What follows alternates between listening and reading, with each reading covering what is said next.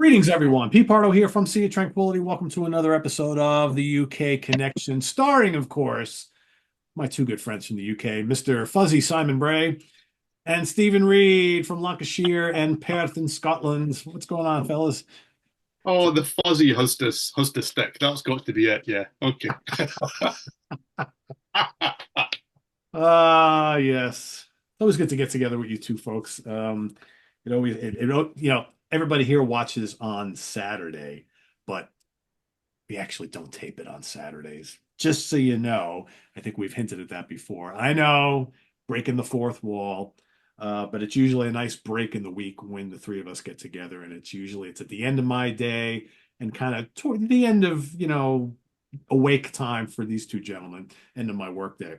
And it's always good for have a beer or two and some laughs and talk about music. That's what it's all about, right?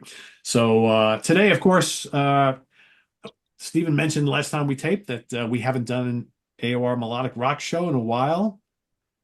It's weird how sometimes it happens. The months go by. We did another. It was on the Monsters Den the other day. We did an episode of recent stuff that we watched and things like that. And like Davey was like, we haven't done one of these since March. And I'm like, it's fucking October. Really? We haven't done one since March? Seems like we did one like 3 weeks ago, but that's how fast the year has gone by. So, That's it. when was the last time we did an AOR melodic rock show? It's been a Oh, while, I right? don't know. I can tell you what we're going to do in the future, but I have no idea what we did in the Yeah, past. it's it's I got to mean, I be at don't least 2 months, remember. right? 2, 3 months. It's 2 or 3 months. Yes, it must Yeah. be. All right. So we got three albums to talk about today, of course, as we always do on the AOR Melodic Rock Show. But before we do that, we've got a business to take care of. So, Simon, what are you drinking? Well, given that you made a statement on the last one, that you were going to get a drink from Lancashire, I thought I would try and do something similar. And then I realized that I failed. Yeah. I didn't realize that I failed. I'm I not went to, surprised. went to Sainsbury's this morning and I went to Marks and Spencer this morning, and I wasn't that enthused by the options that were available. So I've got, and this, my American friend, would make you absolutely wankered.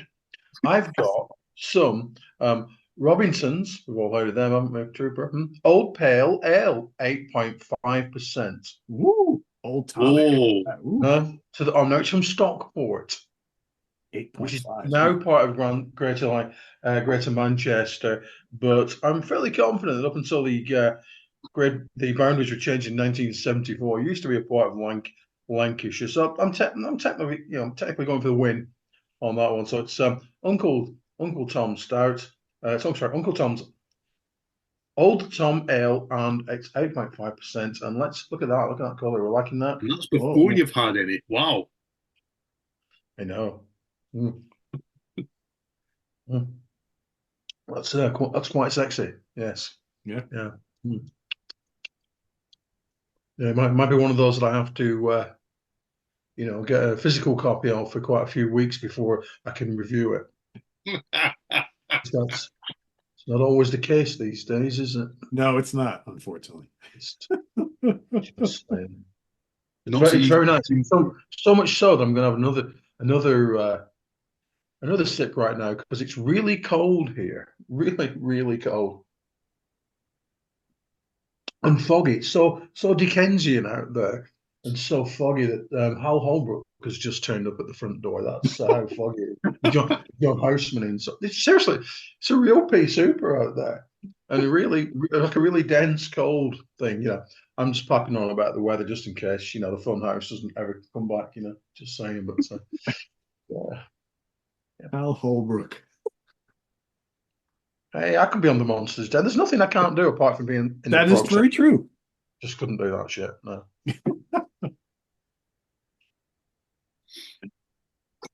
Okay.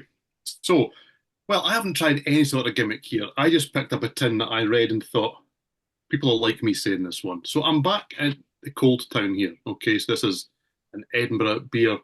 It's I like the blurb on the back. I really was wasted. I should have been writing this kind of shit. It's a hop heavy hazy IPA with an intense juicy orange flavour that cuts through like a claymore. All right, okay. and it's called quite fantastically, and I will emphasize this for everybody, it's called Robert the Juice IPA is what it is. Okay. See what they did there? Very clever. Now, it looks a bit messy in the glass when you see the, because when I poured it, it was like a Coke float. It was like way up here. But that's very fashionable these days. So I looked at it and thought, that's very fashionable. I'll look down with the kids here. Then it went, oh. Now it just looks a bit like a shambles. But it is custard. So Yeah. that's fine. Okay. So I tend not to go here, but I just couldn't resist a Robert the Juice. So we'll see. Chad Hutchinson would not approve. Mm-mm. Well, yeah, definitely you get the orangeness. Orangeness? It's not a word, but okay. Yeah, that you know what that is? That's okay. That's it's okay. I would be happy just reviewing this from a stream. So there you go. Okay, That's there you go. So there we go. That's where we are. It's okay. It's okay, but I don't need to rush out and buy it. Put it that way. Even though I've that already. sounds like a 3.25 to me. It's in around there. It has to be in around there. Yeah, yeah, yeah. It's okay. All right. So last week I said, or last episode I said, that, well, because the last episode I got and drank, I enjoyed it immensely. A beer from, I had two of them actually, from Stephen's neck of the woods from Scotland, that wonderful stout, which can I tell you, after I drank those four, well, I drank the two in one night and then I had two more. I went to my local purveyor to get more and they didn't have any. All they had was like English ale. I guess they make an English ale, the same company, like a bitter ale, something like that. I don't know. It was the same company, but they had a different, yeah. Well, they're a Scottish company, so they may make something that's got English on the front, but it should all be Or maybe it was Scottish. Scottish ale, it said. I don't know what, but Yeah, it was like everything is. Yeah. yeah, the can said it's like in the style of like a British or English bitter, ale or something like that. I'm not a huge fan of those, so I opted not to. And I said to the dude, "You better get some more of those stouts in because I will buy them." But I said that I was going to find something from Simon's neck of the woods, and I was giving him a hint at what the can looked like, with the kind of orangey barrel on it, and he didn't know what I was talking about. So I went, and my local guy had it. And he had another one too from Simon's neck of the woods. I'm going to save that for next episode. But the beer I'm talking about is Boddington's Pub Ale, which I haven't had in years. And of course, Neither it's have I. nitro. And this, to me, this reminds me of like an American cream ale. I know it's probably not Simon's cup of tea, and I don't know how popular these are by you or not, but it pours like any nitro beer, and it's going to be quite, oh, it might be better if I showed that so you can see how kind of creamy and, almost cloudy to start with, and then it's going to settle. But I've always enjoyed these. I haven't had them in ages, so this is the first time I've had one in quite a while. You can see that kind of settling there. This was one of those drinks that when I was young, when you were completely and utterly bladdered, you would kind of kid yourself that you were a grown up, so you would drink something slightly more sensible. And at that point in the evening, it doesn't settle well at all. If you get my meaning, it was I never will a very. say I quite like this. Yeah, I don't mind the Boddingtons. It's very obviously it doesn't taste anything like it, but it's very drinkable and kind of creamy like a Guinness. I know that has a lot to do with the nitro in it, but this to me is a lot better and smoother than some cream ales that we do here in the States. I like this a lot. This is a 4-star for me. I like this quite a bit. I haven't bought it. It's been many years since I've had it. I'll buy it more frequently now. But this is not necessarily a this time of year beer for me because it is fall moving into winter, but I could see myself really enjoying this in the summertime. And what is this? It's pretty light, right? What is this? 4 point something? I don't even remember. Does it say 4.6? That's pretty drinkable. I About forgot to mention, half of what Simon's drinking over there. there you go. Mine is 5.6. I forgot to 5.6. mention. Okay. So basically, if you add the two of ours, we're just about what Simon's drinking. Roundabout, yes, roundabout. Yeah. But Yeah, I think that's equal in manliness as well. Simon's definitely twice as manly as both of us. There you go. So Simon, how close to where you live is this stuff created from or whatnot? Well, actual Boddington's is from Manchester. Manchester. Where they used to hang out, I could get there in under half an hour. Oh, that's pretty good. Okay. Yeah. Yeah, now like I fairly said, I have another one, but we'll save that for next episode. Also excellent. from your neck of the woods. I'm fairly so it's a bit like Stockport. Manchester used to be part of Lancashire and no longer is. It's, Is it it's on wheels? Did they move it? They did. They did. Yes, indeed. Yeah. Just Okay. picked it up, moved it around. I'm not sure if it's might be brewed in Samsbury now. I'm not entirely sure who owns Boddington's now. It just feels like everything in the world is currently owned by either Heineken or Moist & Coors, doesn't it? So Yeah, pretty much. Yeah. Pretty yeah, much. Yeah, that's. yeah. I make an effort to avoid them, to be fair, but that doesn't mean they don't do some good stuff along the way. Yeah. Yeah. It's a bit I like, probably can't expect that one of these episodes, Simon will unleash a wonderful Hudson Valley, New York beer. I'm sure that probably won't happen. I'm sure stuff from here doesn't get all the way over to your neck of the woods, but it's a shame. Should go both ways, right? I mean, we have some yeah, of your stuff here. It should, absolutely. who do I The got to hunt talk to make begins. that happen, right? It's like, come on, well, you've got some deserving people who should be enjoying great New York beer over there in the UK. They didn't ask me. Damn it. Anyway, cheers, gentlemen. And let's move on to the album, shall we? Okay, so we'll start with the classic. Now, the classic is usually a kind of multi-million selling kind of album. If I was to be honest with you, without repeating the same artists, we're beginning to run a little bit thin on those. So this is a classic in its own right, more than anything else. This is Don't Come Easy by Tyketto. Okay, this was released in 1991 through Geffen. Tyketto were or are a New York outfit formed in the late 80s. Now, this album was produced by Richie Zito, who we know from, oh God, everyone from Cheap Trick to Bad English to Harps to Cher, Poison, The Cult. I could go on. And the band was made up of Danny Vaughan on vocals and guitars. He had worked with Pete Way in Wasted prior to this. He's also gone on to front bands like Flesh and Blood and From the Inside, as well as doing some really good solo work. On guitars, you had Brooke St. James. He was also in Lionheart for a short period of time. Michael Clayton on drums and Jimmy Kennedy on bass. Now, arriving in 1991, it is no surprise that Don't Come Easy, it was well received and it was well reviewed. It was not a smash hit album. The singles Forever Young and Seasons did make a minor impact on the US rock charts. I mean, there's about 40,000 charts in the US, so who knows what that really means. But it was a sign of the times that for the follow-up album, Strength in Numbers, Geffen just went, nah, no thanks, you're okay, and didn't bother with it whatsoever. And it was eventually released in 1994 through Music for Nations, and it kind of really spelt where it was going to go for the band. Danny Vaughan left not long after that album came out. Steve Augeri, who was at this point the future Journey singer, he took his place for the Shine album, and then the band split up. Now, they have reformed, well, numerous times, I would guess. They've released another couple of studio albums, numerous live albums. Now, I don't think they have any original members left beyond Danny Vaughan anymore, but they will be opening for the mighty Uriah Heep and April Wine on on the Heaps farewell tour early next year here in the UK. So that is Don't Come Easy by Tyketto.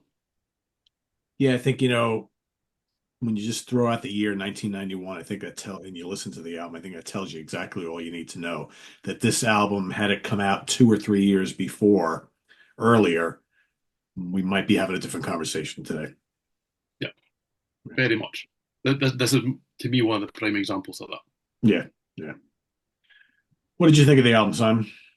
Oh, it's a classic, isn't it? I fucking love this record. Yes.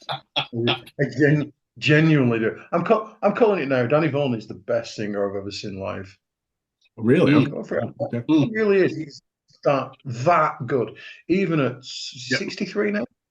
Yes, I was sorry to interrupt. I was actually going to say that just through the week when I was listening to this in the car with my other half, I said when I first saw Tyketto live, my immediate thought was, I wonder how much of this he can pull off live.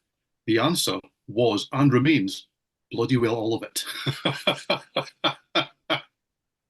Sorry. No, you're so right, and so good to be in agreement for once, Stephen. I like that. It makes me happy. Yeah, it's just an absolute classic. It really is. Terrible cover. Yeah.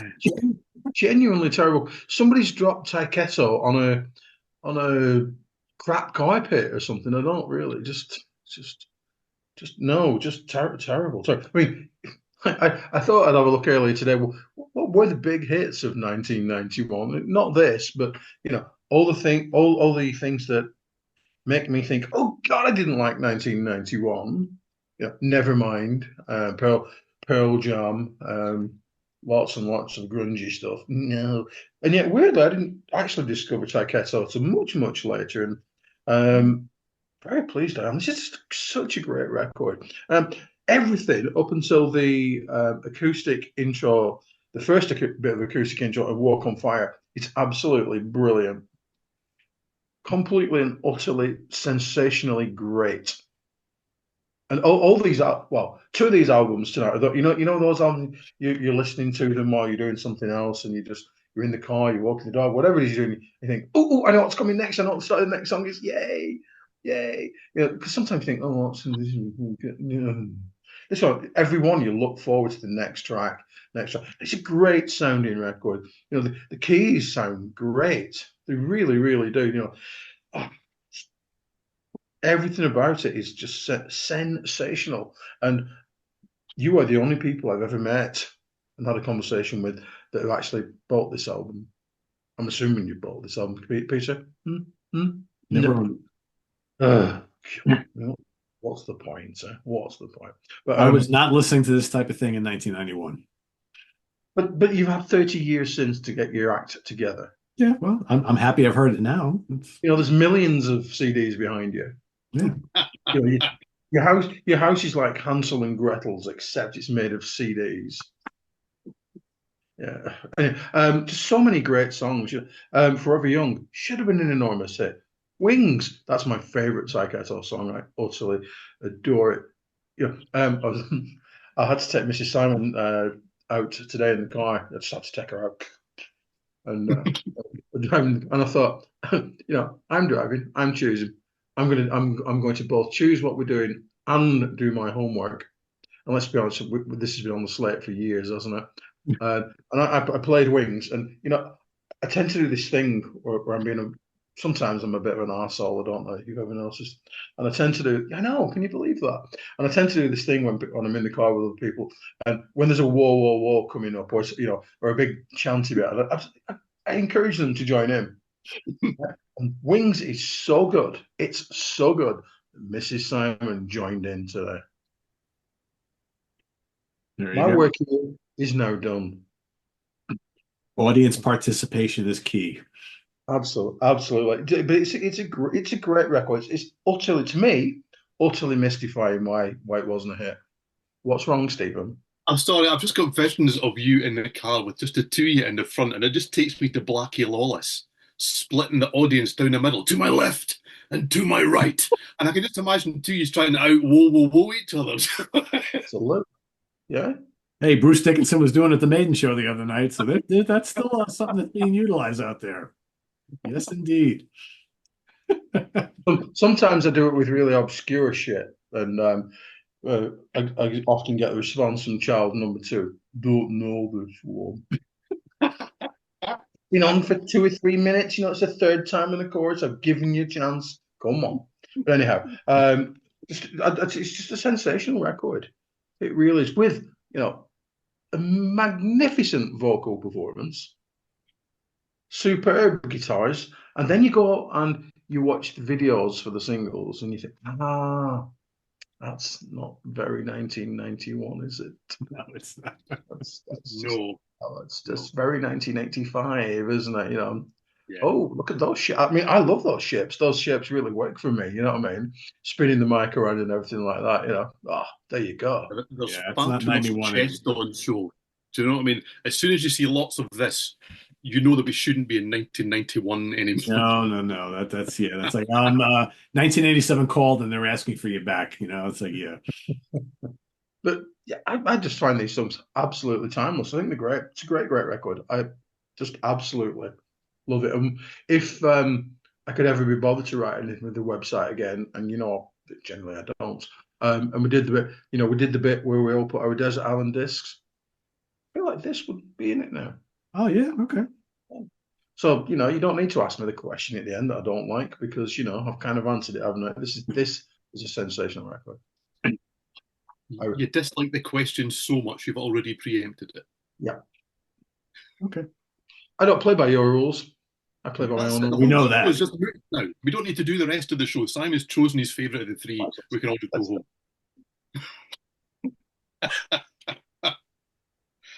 Oh dear. Well, I'll add a bit of theatre to it then. I'll pretend because I've actually written down in my notes, must not gush about this album. Okay, because this is fantastic for me. This was hugely important, this album for me, because I was fortunate enough to, I don't know why particularly I heard about this in 1991. It must have been reviewed positively in one of the magazines that I was buying at the stage, whether it was Mental Hamster or Kerrang or Raw or whatever it was, that before you couldn't like this music in print, somebody must have gone, this is brilliant, by the way, you should buy it. And I did. And along with the Shadow King self-titled, well, I was going to say debut, but their only album that they did, which was also from 91, this was kind of the last bastion of what I was listening to. This is kind of, it feels like a stage where everything after here was kind of tainted, whether you like grunge or whether you don't.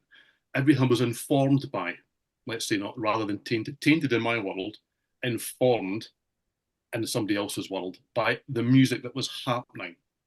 Everything started to kind of reform. Even some great albums like Winger put out Pool and various things during this time. And it's a fabulous album, but it's informed by the time. This is not informed by the time, but it's just absolutely phenomenal. It's just such a great album. It's got such good songwriting on it. So I've written down musically, it's nigh on perfect.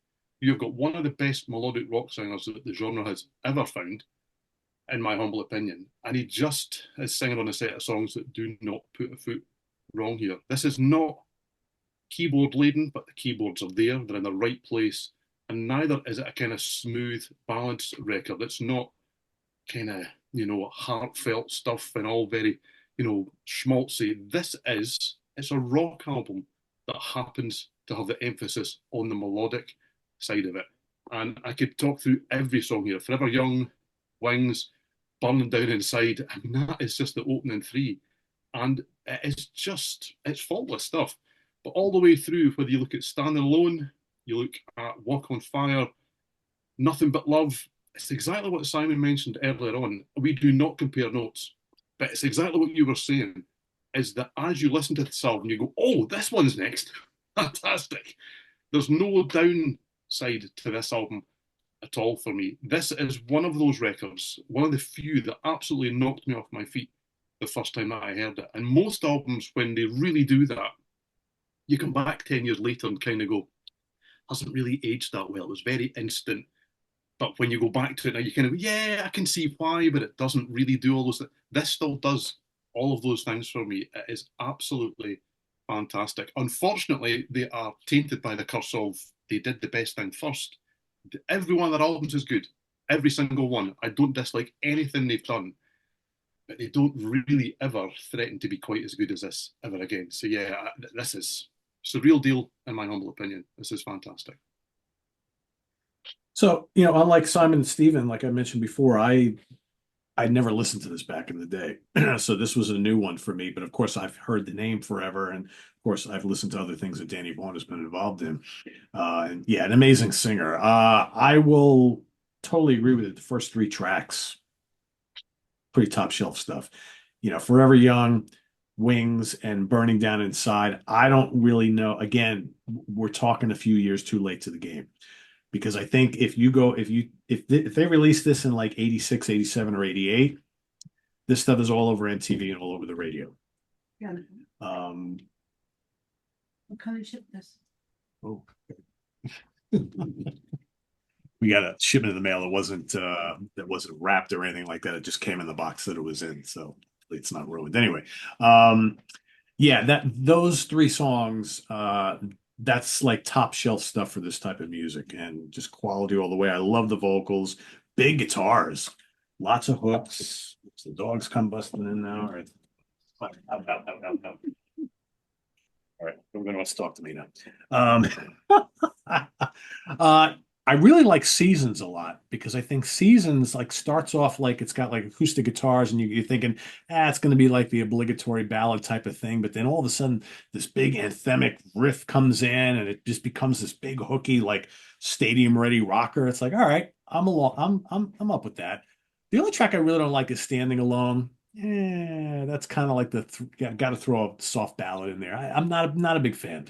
It's not terrible. It's just not really my cup of tea. But man, like Lay Your Body Down, that's pure cheese, and it's loads of fun. Loads of fun. Walk on Fire is great. Nothing But Love is cool. Strip Me Down reminds me of like Extreme a little bit. Doesn't really sound like it, but the vibe is there. It's so much fun. Really good. But I will make one recommendation. Ditch the damn harmonica, people. You know I don't like harmonica. Get rid of it. Um, and I think Sail Away the Closer is also really, really good. Like I said, it's catchy, big riffing. I love the guitar tones on this album because you know that's what I generally gravitate towards. I think this album is full of memorable songs. And it's a shame. And we've talked about this before, not just on this show, but like Martin Popoff and I have talked about a lot on the Funhouse over the years. This whole concept of being a little too late to the game or a little too early to the game, right? So like those albums that like came out in the late 70s that are very indicative of what we loved so much and became popular in the 80s, but it was too early for that. Or this that would have fit perfectly in the late 80s but it came in out in the early 90s when no one gave a shit anymore. And it's a real shame because there's a lot of really great bands who were just one or the other and never really got the success that the fruits of their labor, I think, really deserve. So yeah, very strong album. I really enjoyed listening to this, and it's a shame it took me so long to listen to this for the first time, but better late than never, right? So Absolutely. I think it's a shame that outside of Danny Vaughan, nobody in the band really has done very much of note. And there's a lot of talent there. We've all raved about the vocals and various things, but you're right, Pete. The guitars on this album are just they sound fantastic. But there's great solos. It's anyway. I said I wasn't going to gush, and I'm gushing now, so I'll stop. okay. Okay, so arguably the classic is an underground classic, but we've gone for something slightly more underground for that slot. Now I don't have a show to tell here, so I'm hoping that somebody can hold up a cover that is, I think, it's a nice idea that doesn't really come off on the front of the album, in my humble opinion. This is Suspicious Heart by Van Stephenson. Okay, now I am no expert here, so correct me if I go wrong at any point. This was Van's third solo album, and it was released in 1986 through MCA in the US and High Voltage, not Voltage, Voltage, as in you vault over something. They were a German label. I presume they covered Europe or not, as the case may be. It was produced by Richard Landis. Now, I'm not sure, and you can correct me if I'm wrong, it feels looking at the cast list that this wasn't necessarily a band as such. There's a core group of musicians. I don't know if it was a band here, but you had Mike Baird on drums, who has a cast list that if I was to read it out, it would be longer than the album itself. Airborne, Michael Bolton, Stan Bush, Freddie Curci, I-10, Billy Idol, Kenny Loggins, Rick Springfield, River Dogs, all over the place. Fantastic. Dennis Belfield on bass, so you can see Rick Springfield, Joe Walsh, Prism, Stan Bush. Then you have on guitars Dan Huff, who we have mentioned at length in a previous show because he was from Giant. He's a songwriter, a producer, a mogul. He's everything, basically. Alan Pasqua on keys, also of Giant fame. Eddie Money, loads more. And then you get a ton of cameo performers. It's one of these albums that's got people that help out on keys, people that help out on guitars, people that help out on backing vocals. Now, Van Stevenson's previous album, Righteous Anger from 1984, charted quite respectably at number 54 in the US. And its two singles from that album went into the top 50 in the US charts. But Suspicious Heart failed to make any kind of impact at all, and neither did the singles Were Doing All Right and Suspicious Heart itself. although a couple of songs, Make It Glamorous and No Secrets, did feature, as every kind of melodic rock album did at that stage, in a couple of films. So, respectively, they were in The Wildlife and The Secret Admirer. Not that I've seen either of those movies. Now, I would say, from what I know, that it's fair to suggest that in general, Van Stephenson is probably better known as a kind of singer and a songwriter and a performer in a more kind of country rock kind of vein more than anything else. But he did do 3 albums in this more AOR style. Sadly, he died at just 47 back in 2001 of a melanoma. But we're going to look at Suspicious Heart by Van Stephenson. All right.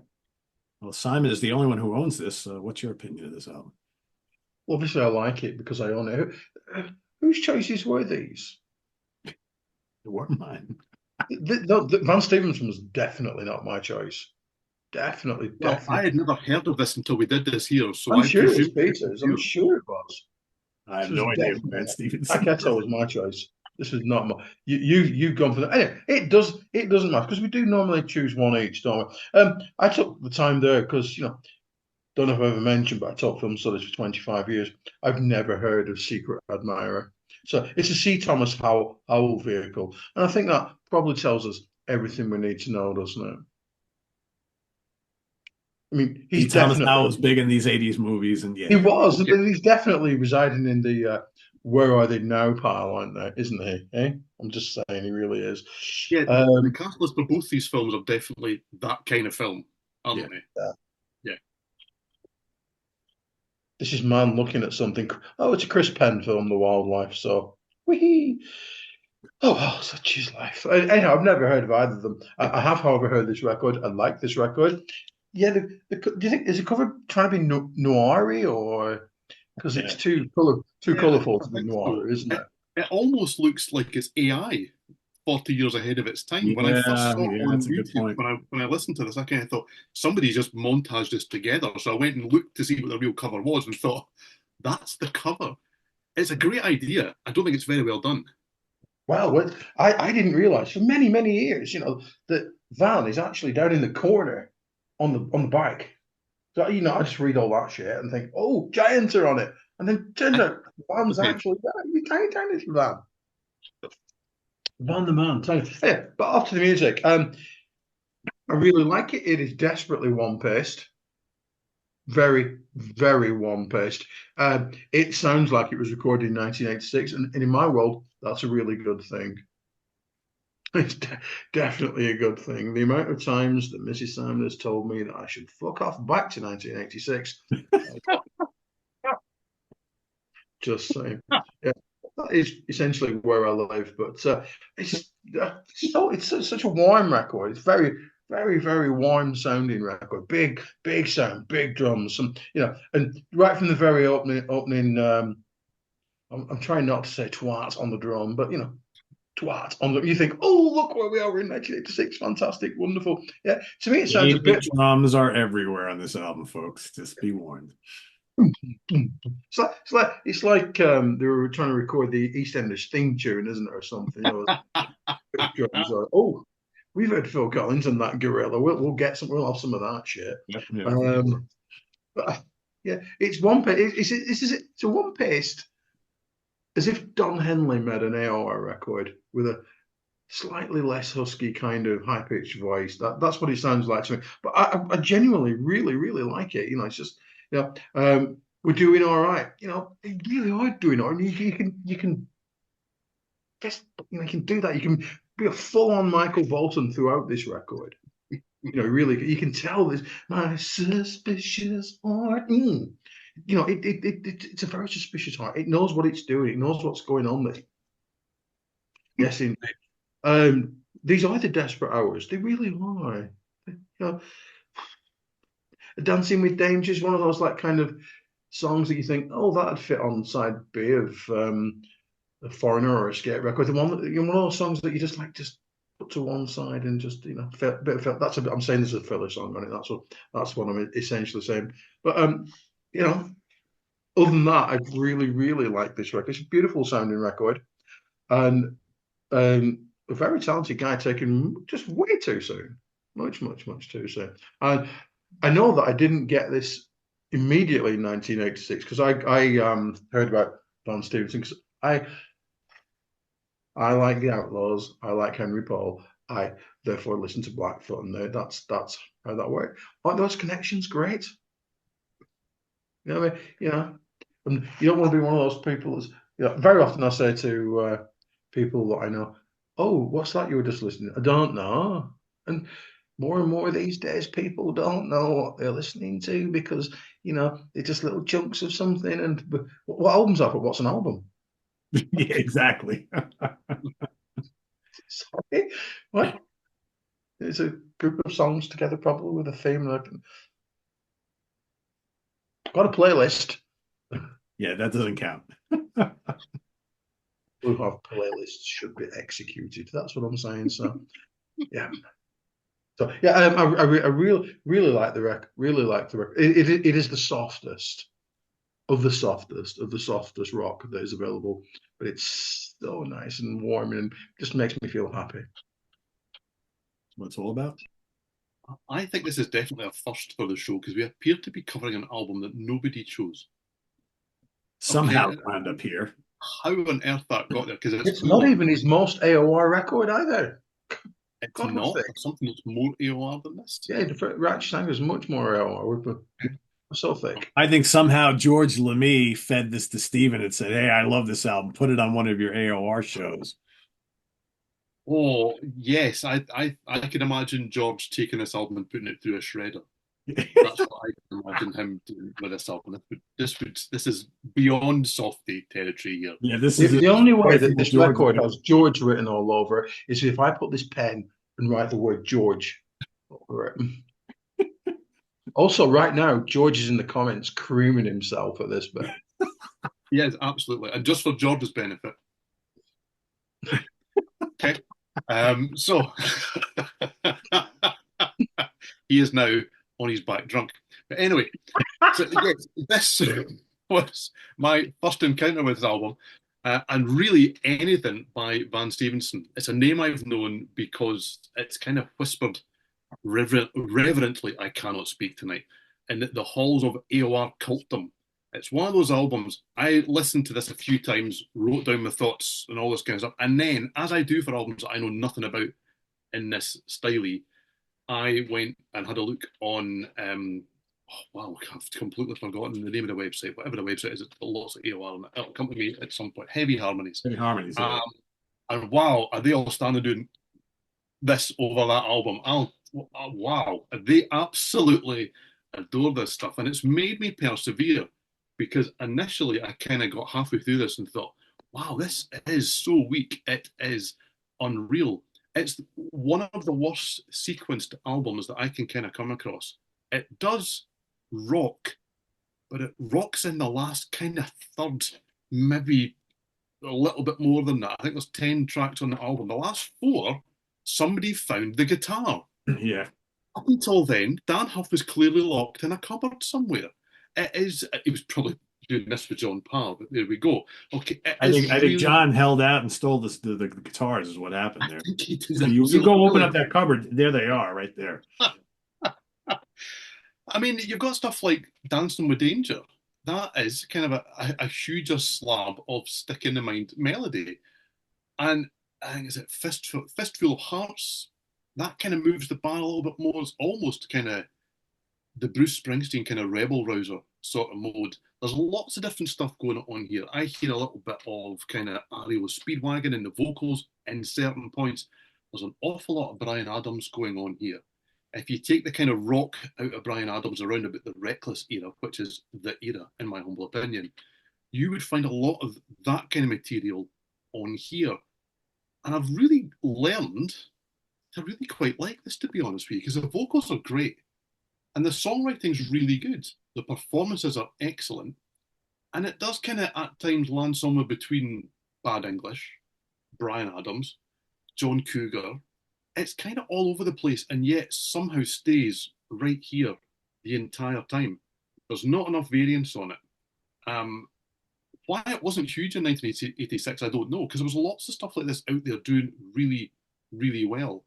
And I could imagine this actually getting more acclaim in the mainstream than it seems to have now in the kind of niche AOR kind of mode. But I must admit that having lived with it for a few weeks and doing the unthinkable and listen to it out of order, it suddenly becomes a much easier listen when you don't just leave all the rockers to the last end of it. And I went and looked to see if I could get myself a copy. Now, on CD, it would appear to be worth a fortune. So if you've got one, either hold on to it or sell it now before it goes bust. But I did, and I was hoping I'd be able to hold it up today, but it hasn't arrived. It was meant to arrive today, that hasn't. I found a copy on vinyl for £1.50. So I've no idea what state it'll be in when it turns up. But I need to own it. It's good enough that I want to own it, and there's enough good stuff on it that I will listen to it. I'm struggling to see why it's the classic it's held up as, though, if I was to be honest. It just doesn't rock hard enough for me throughout for me to say, this is where it should have been in 1986. But it's a good album nonetheless, and it's made me intrigued enough to go back and listen to the other ones when we're done with this. Yeah, I mean, my biggest issue with this, first of all, I've never heard of Van Stephenson before. I'd never heard this album before. No idea who he was. It doesn't. I mean, I find 80% of this album pretty damn bland to me. And yeah, it is weird that they saved the rockers for all the way at the end of the album. I mean, if it wasn't for Fistful of Heat and No Secrets, I mean, to me, this is a complete snooze fest.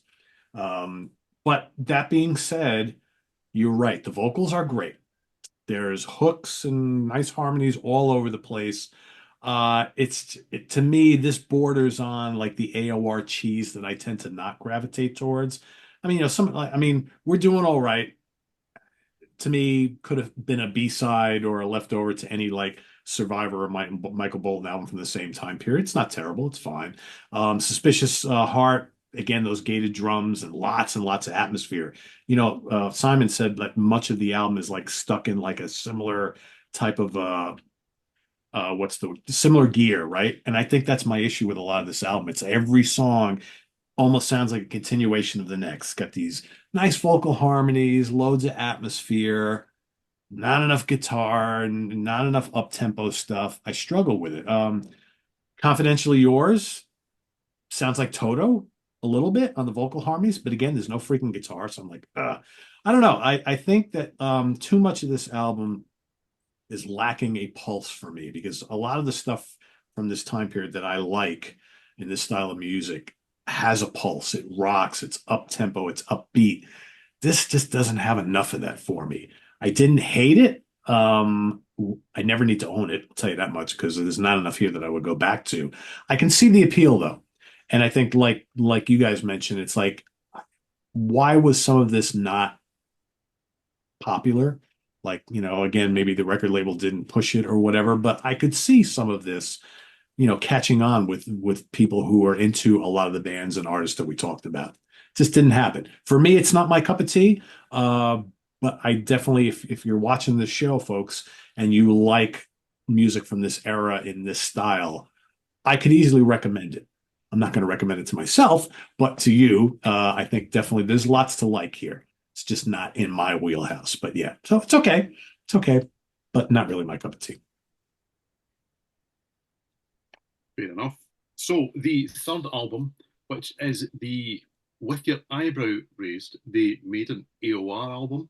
Now, Kansas kind of fall into that category, and they kind of don't, to be fair. By the time that we get to 1983 in Drastic Measures, it's not a massive shock that Kansas have kind of turned into an AOR band, because that process began a couple of albums before, truth be told, and it's certainly on Vinyl Confessions, which was the one that came before this. So this was the 9th studio album for Kansas, and it was released through Epic and CBS, depending on where you are. It was their second album after the departure of Steve Walsh, and also their final album before kind of dissolving for a very short period of time. They reunited in 1985. Now, No Robbie Steinhardt on this one either. Well, that was going to say, by this time, Robbie Steinhardt was also gone, so we have no violin player on this album for the first time with Kansas. So you were left with John Elephant on vocals and keyboards, Kerry Livgren on guitars and keys, although talk is that he only really turned up for the 3 songs that he wrote. And then you had the heart of the band after that. You got Rich Williams on guitars, Dave Hope on bass, and Phil Ehart on drums. There were a few guests on this album. Maybe some of the more notable ones, as far as we're concerned for this show, would be in the backing singers. You have David Pack of Ambrosia, and you've got Terry Brock of Strangeways, who we also discussed at length a few shows ago. It was produced by Neil Kernan, who, another one of these guys, everything from Shy to Scorpions to XYZ, Flotsam and Jetsam, Nile, Nevermore, Bow Wow Wow.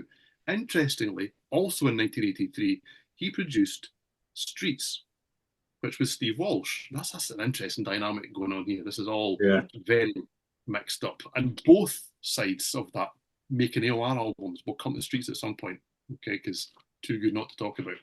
Now, the album reached number 41 in the US album charts. It was the band's lowest charting album since Mask in 1975. And there were two singles released from the album. Fight Fire with Fire, which reached number 58 in the Billboard chart, and the lowly spot of number 116 here in the UK. Although it is worth noting that they had only had one other song, which we can probably guess, which had charted here at all up until this point. So in a way, it was almost a breakthrough here, strangely enough. The second single was Everybody's My Friend, and that failed to chart anywhere, it would appear. So yes, this is Drastic Measures by Kansas. What do you think, Simon? Pure AOR melodic rock, or is there any prog left in the band by this point? No. No. It's not exactly progtastic, which is probably why your Uncle Simon likes it. Yes, indeed.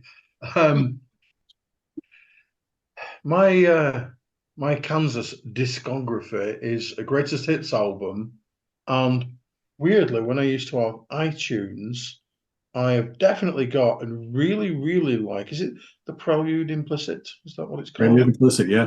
One of the new album. Really good.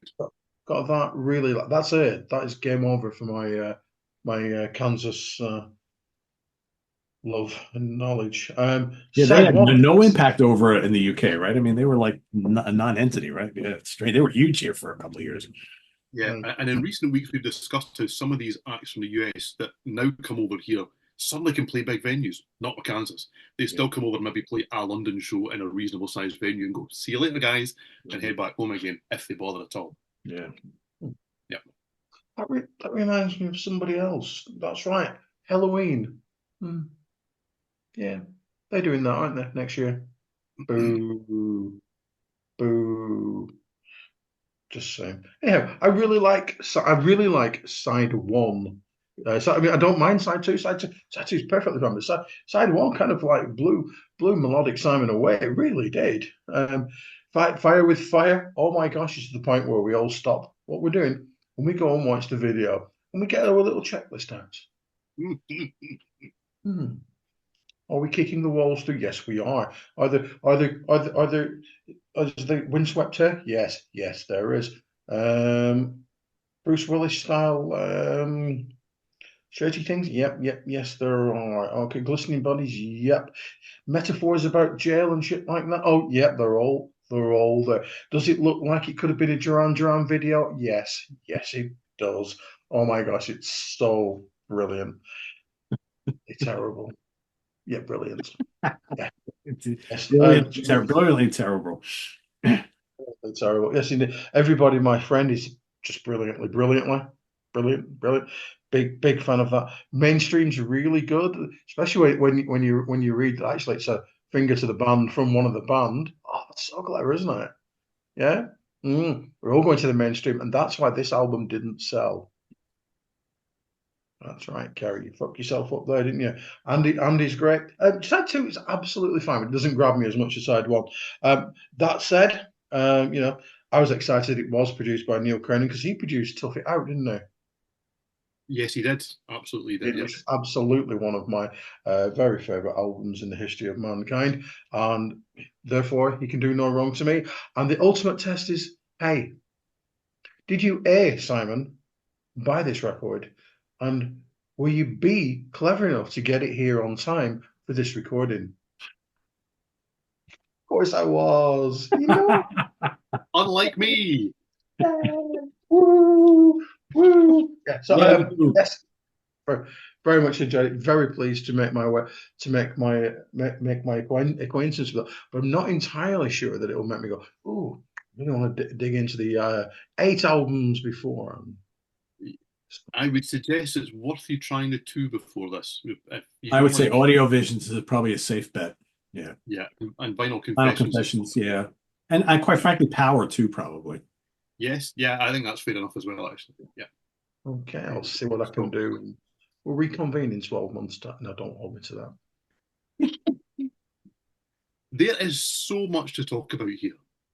That covers garbage. It's horrible. Absolute garbage. Not only is it a shit idea, okay, it's really badly executed.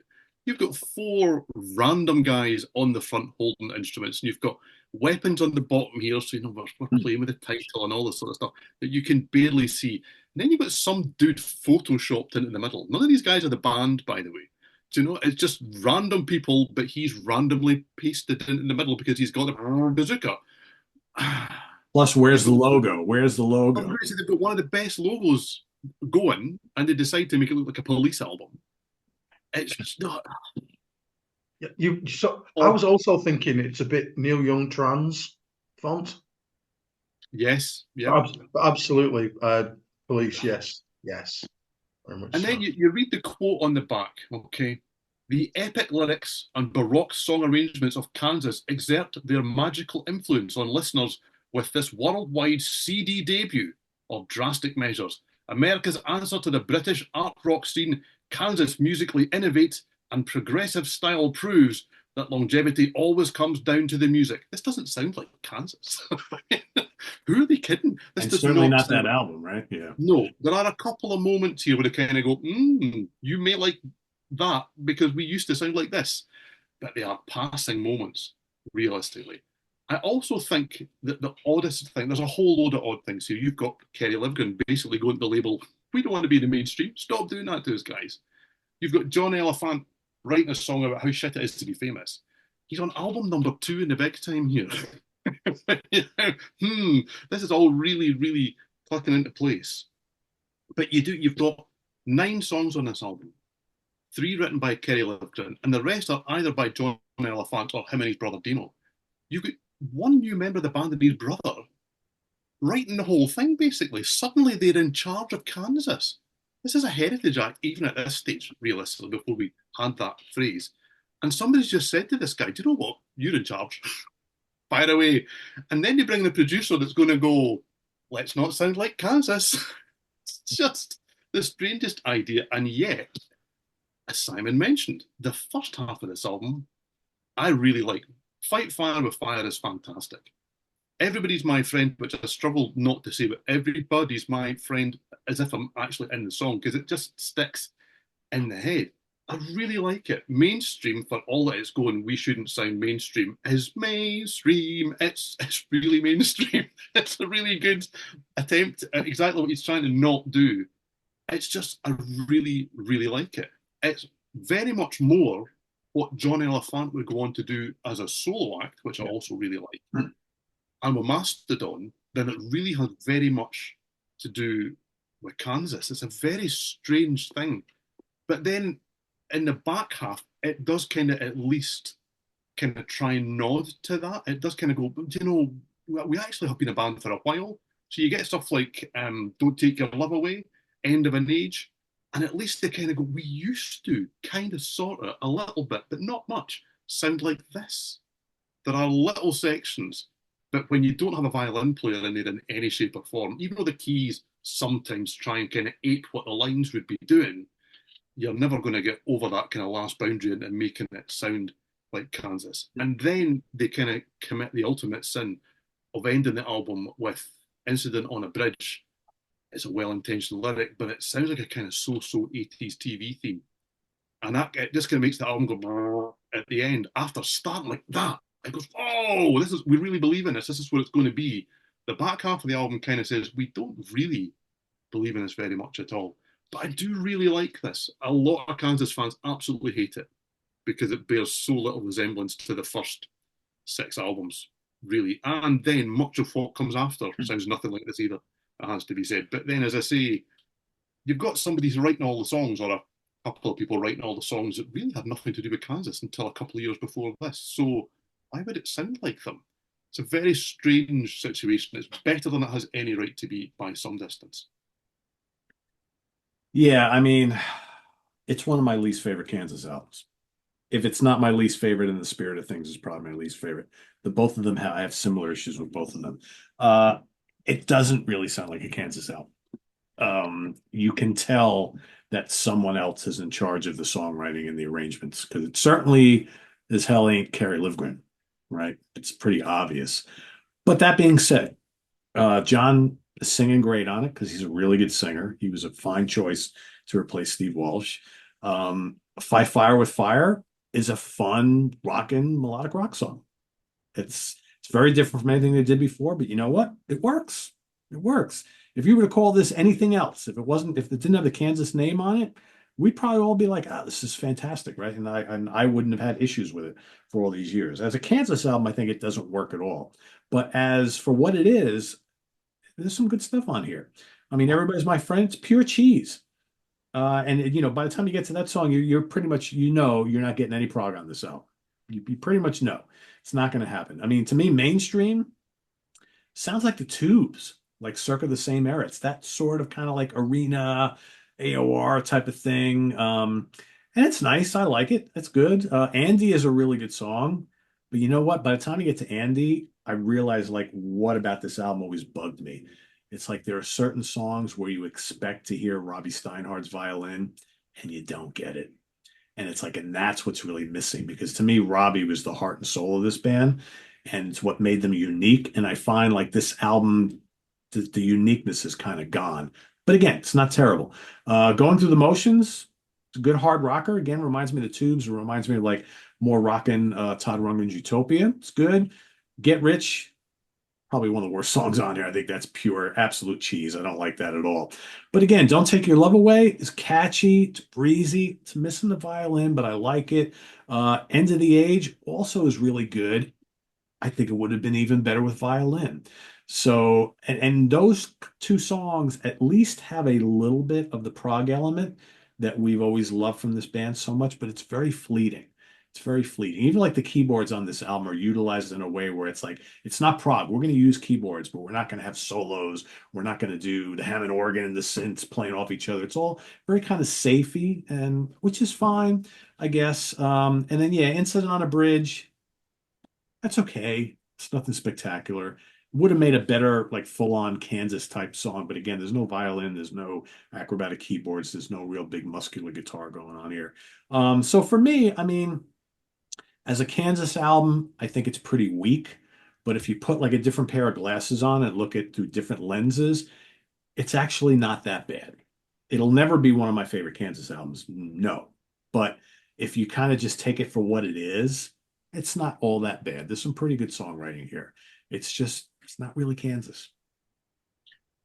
That's what I was going to say. It's one of those albums. I really like this album, and I maybe didn't give that impression when we were talking about it. I really like this album. It's hindered by the name on the front rather than helped by it. Because putting Kansas on the front gives the expectations that are never going to be met by this era of the band. And I would suggest that John Elephant would go and do the same thing in his solo career, but because it doesn't have that baggage, he's allowed to really believe in it. Those albums are great if you like that kind of thing, but he's laying the blueprint down here, but he doesn't. I don't think he's quite able to see it through.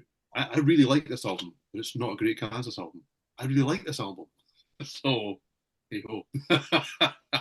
Yeah, So I mean, it's hard. I mean, this is not the only band that has this sort of issue in their catalog where they have an album or two somewhere in the middle that like it's okay, but doesn't really sound like them. This week, I mean, we could do a whole episode on that, where albums by bands where it's just so not indicative of what they generally sound like, but it kind of works in a weird way, but it kind of doesn't, right?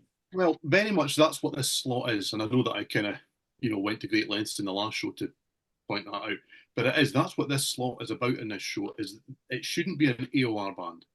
It should be a band that made an album that kind of falls into this realm whether it's pure AOR or not, and this one kind of is, I would say 90% of the time, that's what this slot is about turning the light on a band that maybe shouldn't belong in an AOR show, but they really kind of do.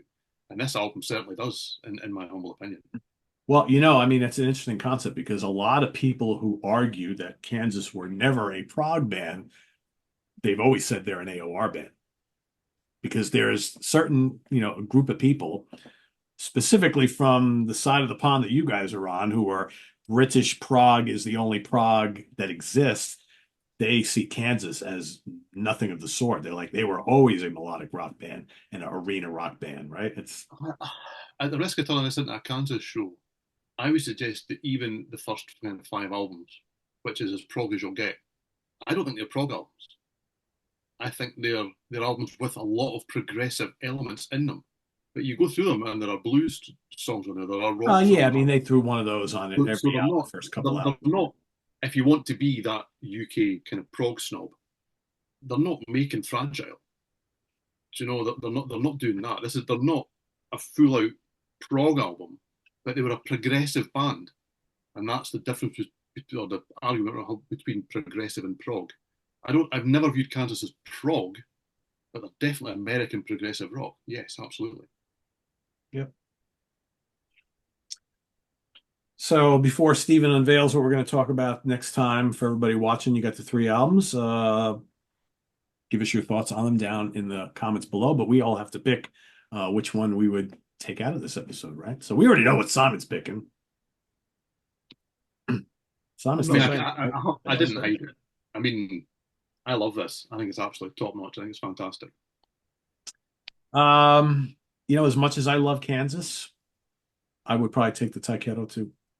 Oh, it's a clean sweep. We do not do that often. We don't do that ever, right?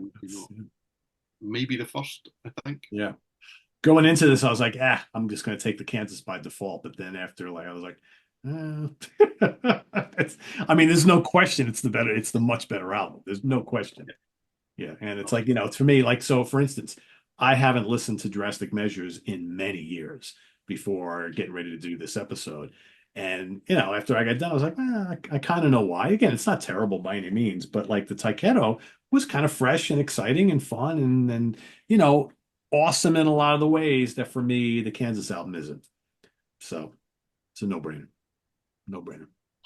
All right. Now, Steven, so we're not commiserating with pumpkins on the next episode, correct? We're doing something else, right? We are doing something else, but we will be doing that soon for the yes, the faithful. Our power metal viewers are like, Simon really doesn't want to do that show. So. It is on the horizon. It will be done before Christmas. It's coming. Okay, that's all I'll say. But next time we will be revisiting 2012. So we've done this a couple of times where we've gone back and looked at our top 10s. I think we've done 2010 and 2011, where we've kind of reviewed our own thoughts on the albums that we really liked from that year. So 2012 will go under the spotlight in 2 weeks' time to see if we agree with ourselves and with each other about what the best 10 albums of that year were. Yeah, it's always fun doing that because you look at your top 10, you're like, okay, well, God, 4 of those top 10 I haven't listened to since that year that we ranked them in. It's like I easily could, because I do that a lot. I look at the top 10, then I'll look at 11 through 20, and I'll be like, well, number 19 easily would slot into number 3 today, right? I mean, it's just crazy. It's a long time ago. It's a long time ago. A long time ago. Yeah. Yeah, absolutely. So cool. There you have it, everybody. Another episode of the UK Connection in the books. Remember, listen to the 3 albums. Give your thoughts down below in the comments, and we'll see you in 2 weeks for 2012. We're going to revisit our favorite albums from 2012 once again. And if you want a sneak peek at what we ranked in our top picks back then, go to seatranquility.org and take a look. There's a link on the main page where you can go look at all of the years, all the published lists. Go to 2012 and you can see ahead of time what we're going to talk about. And, we'll give you our thoughts looking back on 2012 and maybe what corrections we might make or what we would take out, what we might put in, that sort of thing. So it's loads of fun. Till then, visit us on the web at www.seatranquility.org, which I just said. We're on Facebook. We're on YouTube all together all the damn time. Please subscribe if you haven't already and click on that notification bell so you get alerted of all of our content as a post. And please do hit the like button before you leave. Go try some Boddingtons. You'll love it. It's great. And we'll see you next time here on the UK Connection. For Simon Bray and Steven Reid, I am Pete Pardo. Will I have some UK beer next time around? Yes, I will. Stay tuned. Till then, have a good one, everybody. Take care.